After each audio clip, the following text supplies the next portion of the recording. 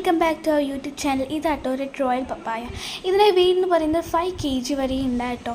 ഇതിൻ്റെ കളർ എന്ന് പറയുന്നത് നല്ല റെഡാട്ടോ. ജ്യൂസ് അടിക്കാൻ സൂപ്പർ ടേസ്റ്റാണ്. ഇത് അച്ഛൻ വർക്ക് ചെയ്യുന്ന കേരള സർക്കാരിൻ്റെ സീഡ് ഗാർഡൻ മുണ്ടേരിൽ നിന്ന് അച്ഛൻ കൊണ്ടുവന്നാട്ടോ.